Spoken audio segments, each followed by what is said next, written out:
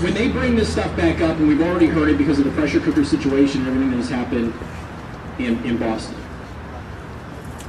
incrementally, over time, they are going to put in provisions that will allow somebody at a future date to come in and go, hey, we've got precedent. When we have precedent, we can remove this. Then we can remove that. And I know some of you are very familiar with this argument, and I would encourage you to use it. When somebody says to you the Second Amendment does not apply to an AR-15 because an AR-15 didn't exist back in the 1700s. By the way, it's always fun to argue with these people about calibers, size of the rounds, because they think that the .223 should be banned because it's a large caliber, but they think you should have a musket.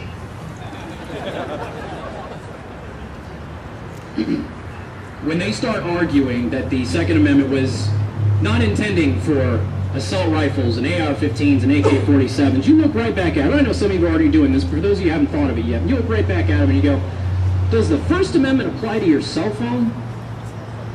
Does it apply to television? Does it apply to radio? Does it apply to the internet? Because you keep telling me it does. In fact, now we're even told that it applies to women who are taking their shirts off in public because they're making a political statement, so they have a right to be topless.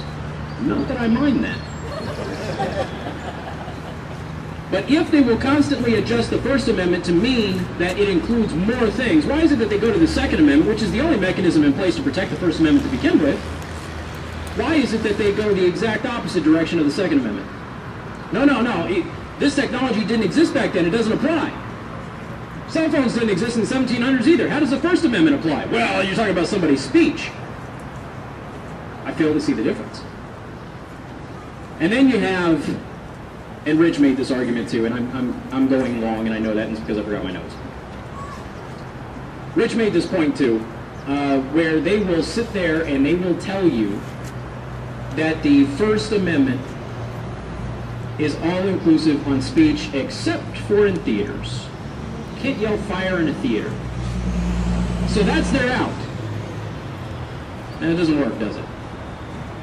Now, when I was talking with the new police chief when I was on television, he kept talking about, well, why don't we just allow knives everywhere? I'm a knife guy. I love knives. I prefer them, actually. You too? I prefer them. Now, the chief made a mistake, and I called him on it, in saying that just because something was done by the government in the past, somehow it's justifiable. Now, when they took away butterfly knives, did knife deaths go down? They took away ballistic knives in many states. Did knife deaths go down? No. But they continue, switchblades, same thing. They continue to go after these various weapons. So don't think this is limited to guns. One day you're going to be shooting arrows, and in many states they regulate a crossbow or a bow and arrow exactly the same as firearms. Next they're going to come for your blowguns. You haven't seen a blowgun, those things are pretty cool. We have to be very vigilant here, but I think we have to be very careful. Do not be the angry people. They're the angry people. Let them be the angry people on television, on your websites, on your blogs, on your radio shows, at your public forums. Let them be the ones screaming and yelling about how much you hate children. Let them do it. And just be reasonable about it. We all know that Chicago, probably one of the most violent cities when it comes to gun crime in the entire country, if not the world. And they enforce federal gun law a lot less. Hence some of the signs in the back. They don't enforce those gun laws, so what do we have? We have more criminals. You guys remember right around Newtown, the guy that shot the firefighters? You remember what his criminal record was? Guy caved in his grandmother's skull with a hammer. Murdered her, cold blood. Prosecutor decided it wasn't a murder charge. Prosecutor decided to take the easy route, go for the easy conviction. I'm sure that they were vying for a public sector job and needed a high conviction rate. And did manslaughter instead. So that man got out, even though he murdered maliciously and savagely an elderly woman, a relative, with a hammer, which you're more likely to use than a firearm. And then he got hold of a rifle and he started shooting firefighters for absolutely no reason whatsoever. This is another stat for the FBI, and I want you to use this when you talk to people about this as well, and I'll end shortly after this. 70% of all firearm homicides in the United States of America, according to the Federal Bureau of Investigation, 70%, 70,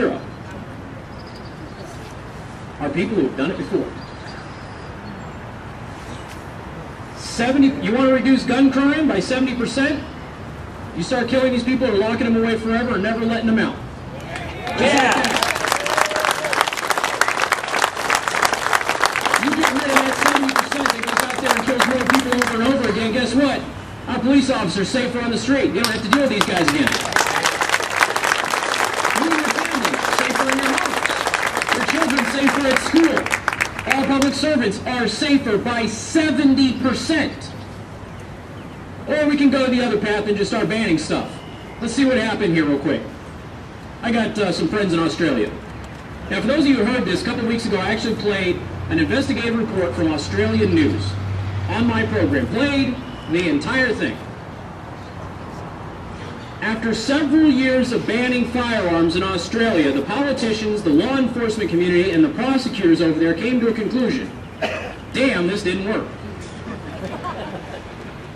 They're talking about the billions of dollars spent on it, the confiscation, the destruction of property, the increase in burglaries, and, the increase in gun crime. How in the heck did that happen? Ban guns, gun crime goes up. Same thing happened in England. Ban guns, gun crime and violent crime went up. You're more likely to pull a shank on somebody if you know they're not going to shoot you in the forehead, right? We all understand that. So you've got two nations right there, industrialized nations with very similar gun cultures to our own at the founding.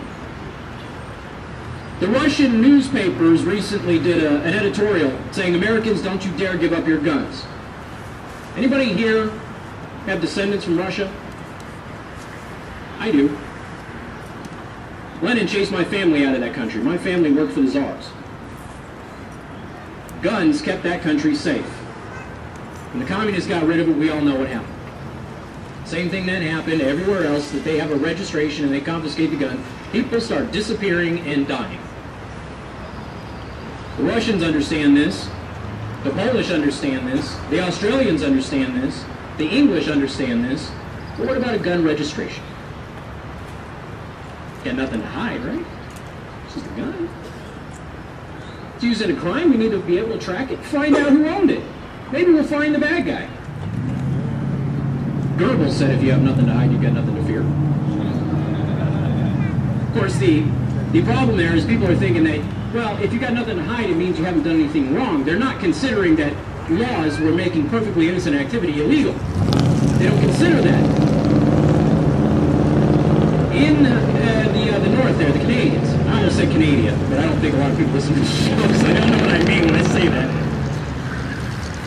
The Canadian Mounties abandoned gun registration after several years of implementing it for long guns, and only long guns. They didn't do it for handguns. You want to know what the reason was? Not one crime was ever solved with a gun registry in that nation. Not one. Law enforcement, politicians, everybody there said, it's a waste of time, it's a waste of money, it's a waste of effort, get rid of it. And so they did. Now, they got lucky, because usually when there's a gun registration, what happens? People start disappearing, people start dying. Canadians got off, they got away with one. I don't know if we will. Don't want to find out. So we know that gun control doesn't work. We know that banning guns doesn't work. It increases violent crime, increases gun crime all across the world. We know that they're lying about the statistics. We know that they're perpetuating myths. We know that they're lying about the Founding Fathers. We know that they're lying about the Constitution. We know that they're lying about the National Guard. We know that they're lying about the militia. We know that they don't know that they're lying about all of that stuff.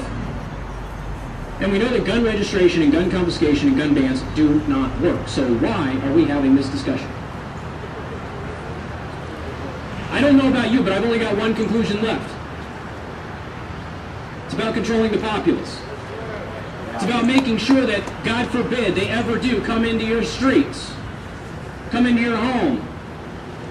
I know some in law enforcement don't like this idea, but Indiana passed the ability to use physical force to protect your home against a police officer illegally entering your home for a reason. If that were to happen, by the way, I was just reading a story before I came here. A guy just killed a burglar in his home and they confiscated his weapons. A man in central Indiana killed a man who broke into his home, was on trial for murder. So what happens? One more story. I'm still bloviating, aren't I? In Minnesota, not known as a conservative constitutional bastion, if you will. In Minnesota, a couple of years ago, I do this story periodically just to remind people that in spite of the fact that the overwhelming majority of our law enforcement are good people, you get some bad eggs. It happens. SWAT team goes into a house in the middle of the night. They do not identify themselves. Homeowner hears people kicking in his door, has no idea who it is, yells out, "Who's there? I'm armed." They fire at him. I forget how many rounds, I think it was like 100 or 200. Guy returns fire. Somehow, miraculously, nobody's hit. He has his 2 children, his wife with him. They were in bed watching a family movie for a movie night. His son is the one that identified them as police officers. His young boy saw that they had badges on and said, "Dad, they're cops." He laid down his gun immediately and surrendered. The next day, the police chief brought every media outlet you could possibly think of to that house, and he got on his knees and he cried and he apologized and begged for forgiveness, as he should have. They went into the wrong house. It happens. Police officers here know information's bad. It happens. The problem is they didn't identify themselves. The problem is when he asked them to identify themselves, they fired. That's the problem. Not that they went into the wrong house. Mistakes happen. Now you think the story ends there. It doesn't. He apologized like he should have. He was emotional, as he should have been. Thank God nobody got hurt. 2 months later, he gave that entire SWAT team a commendation medal for bravery under fire.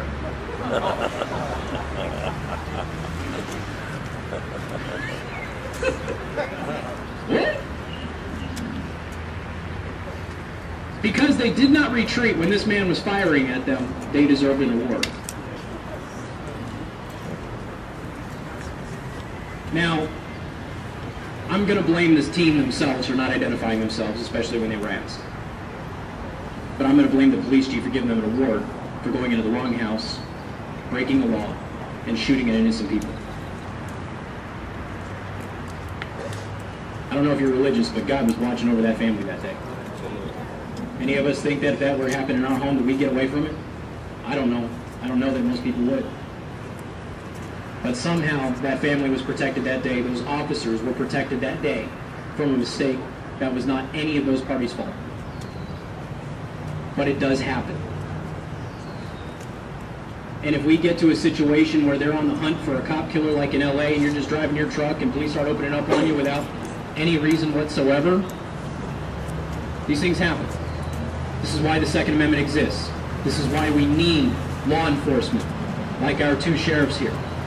This is why we need law enforcement in the South Bend Police Department to make sure that they stand up for the rights. And these people exist, ladies and gentlemen, and they join organizations called the Oath Keepers and others.